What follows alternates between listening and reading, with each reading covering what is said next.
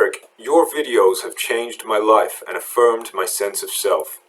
You can never know how much you mean to me.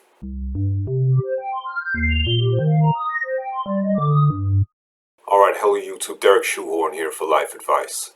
I was talking to a friend of mine this morning and he was telling me about something called an algorithm, which I'd always assumed that was something to do with the shamanic tradition of playing the bongos next to a pond. But he tells me it's actually a tool that I could be exploiting better in promoting my videos. And he told me the way to do that is to implore you guys to hit like and subscribe. I don't know what that means. He also says something about a bell icon. I don't know what that means either. So if you could just do that and hit like and subscribe, I'm told that would help quite a lot. And I don't think a shaman would have to get involved at any point. So with all that being said, let's get right into today's questions. Derek, I am unemployed. Recently, my job coach advised me to immerse myself in the arts, culture, and spiritual pursuits. Do you second that advice? And that is from Billy Bragg in Essex. Well, Billy, thanks for that. It's a great question. Job coaches are not my favorite people in the world. A lot like soccer coaches and basketball coaches. I'm not a huge fan. Reason being, I just think if you're really that good a coach as you think you are, then you become a life coach like I did, because a life coach, as I've said before, it transcends and includes all those kinds of coaching. I have all the same skills and qualifications as a job coach and more, so I'm better qualified than your job coach to advise you on this. But in this case, I do believe that this is good advice that your job coach is giving you, because to immerse yourself in the arts, culture, growing your soul, growing yourself, growing as a person, all the things we're about here at Life Advice, all of those are great things to get into when you're looking for a job. What employers are looking for these days is cultured individuals, okay? That's the most economically valuable thing for them, so it's in their interest to look for those kind of people. I think arts will be one of the most valuable commodities in the future, along with attention. Like I say, job coaches are not my favorite people, but in this case your job coach is spot on. You should definitely immerse yourself in the arts and culture, and good luck with it, Billy. I hope that advice helps. Derek, I am a 14-year-old girl. During lockdown, most of my friends have developed eating disorders. I'm beginning to feel left out.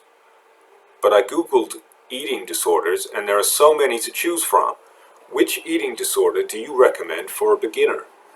And that is from Lily Allen, no relation. Well, Lily, thanks for that question. It's a great question, and you're absolutely right. A lot of 14-year-old girls have developed eating disorders during the lockdowns.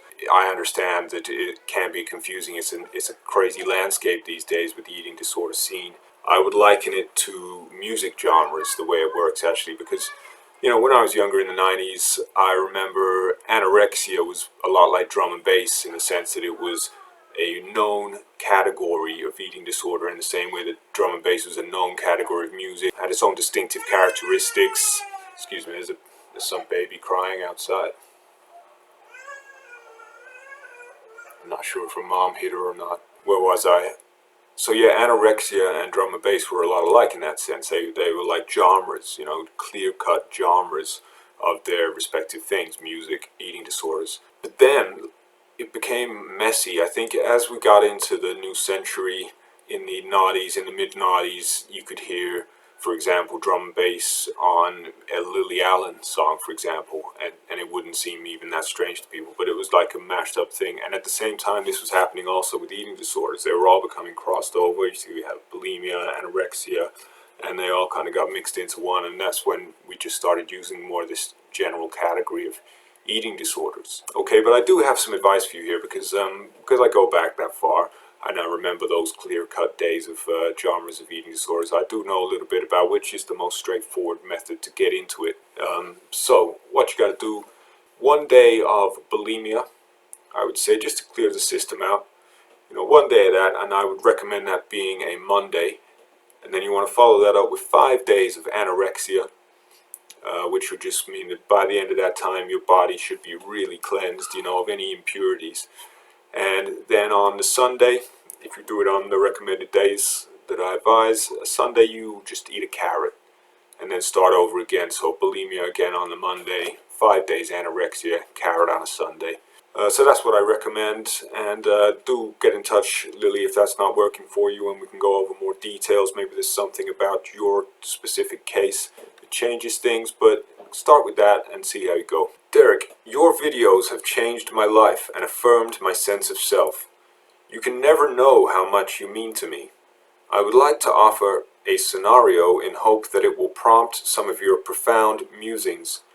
The scenario is you are visiting Jurassic Park, but you are only allowed 2 scented candles.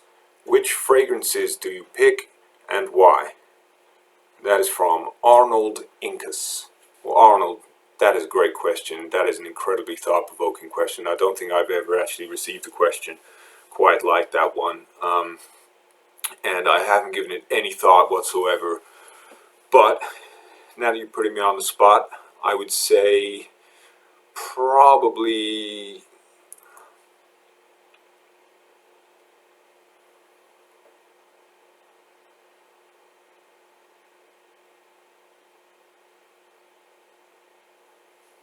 banana and chocolate would be the 2 scents I would go for there. And I'll tell you why. When I was a kid, I received one Easter, not an egg, but a gorilla, a chocolate gorilla.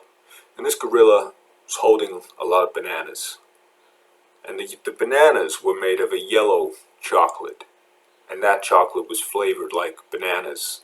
And the chocolate part tasted like chocolate. So ever since then, those 2 flavors have gone together in my mind. And that is why I would want to be reminded of those things while visiting Jurassic Park, because as we know, anyone who visited Jurassic Park did not come out alive. Which brings me to the deeper point here, which is we rarely talk about our sense of smell when we're talking about our final days in this life. People talk about the activities they would partake in, they talk about maybe the food they would eat, they talk about the people they see, but they don't talk about what they would smell. So the sense of smell has got to be included in that conversation in future, I believe. Alright, so I hope that answers your question, Arnold. It's a great question, and I really do appreciate it. If you've got any more thought-provoking ideas like that, please do send them in. Okay, so that's it for today, guys. As always, keep growing. No cheat days.